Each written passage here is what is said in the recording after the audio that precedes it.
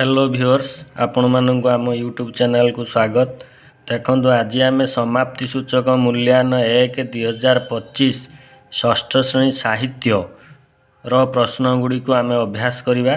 देख प्रथम 1 नंबर प्रश्न देती तल अनुच्छेदटी को पढ़ी निम्न प्रश्न गुड़िकर उत्तर लेख। ये गोटे देख अनुच्छेदटी देती ताको भल भाव पढ़ी तार प्रश्न गुड़ी को लिख उत्तर करे देती जॉन बीम्स गवर्नमेंट को कौन सुपारिश कले लिखाई देखियो। तापरे खरे देती उड़िया भाषा आंदोलन समय ओडिशार कमिशनर किए थिले टी रेभेन्सा सरकार ठारू की निर्देश आसीथिला। गरे देला बीम्स और कमिशनर रेभेन्सा अनुग्रह चिरकाल उत्कलवासी स्मरण करिवे वाक्यर अर्थ न बदलाई रेखांकित पद बदल अन्य पद लेख।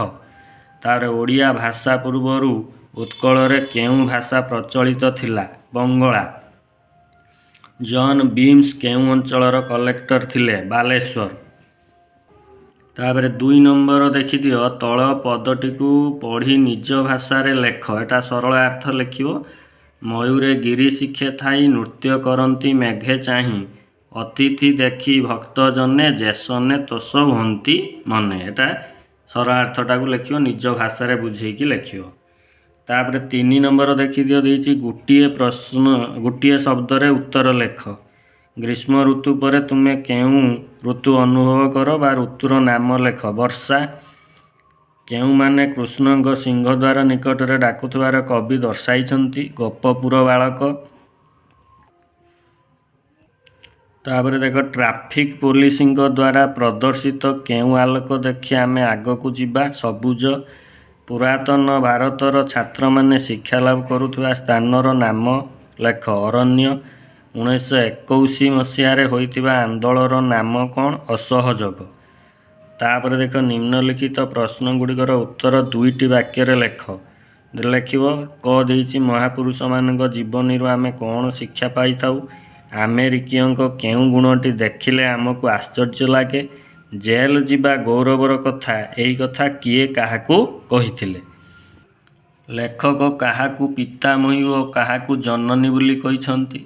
श्रीकृष्ण निदर उठिले माँ यशोदा कौन करिवे बोली भाबुछंती। मेघमाल किपरि जलवर्षा करती। प्रभात अवकाश कवितारे कृष्ण को संबोधन करा जायतिबा नाम गुड़िक लेख। तापरे सरल भाषा रे बुझाई लेख। सुविधा और पारिपार्श्विक अवस्था ही मनुष्य को उच्च किंबा नीच करिथाए। एटा गद्यर सरल अर्थ लिखियो। तापरे निर्देश अनुसार उत्तर लेख। शून्य स्थान पूरण कर। उच्च मना उच्चे अमृत लभई नीच मना लभे विष। 2टी प्रतिशब्द लेख। नीरर पानी जल। सूर्यर तपन रवि। लिंग परिवर्तन कर मूल्या मूल्याणी पितामही मातामही। तापर तल शब्द गुड़ी को सजाड़ी एक अर्थपूर्ण वाक्य लेख। देख सजाड़ी लिखाई प्रकृति सेमानक निकटरे निर्जीव व जड़ नुहे। तापर वाक्य गठन कर देछि अध्यवसाय। देख कठिन अध्यवसाय फल व्यर्थ हुए नहीं। गछपत्र परी 2टी जुग्म शब्द लेख। लिखाई देख टंका पैसा नई नाल एहीपरि मध्य तुमे अलगा ये लिखिपार। 7 नंबर देख जेकोसी गोटे विषय रचना लेख 70 ରୁ 80 शब्द मध्य।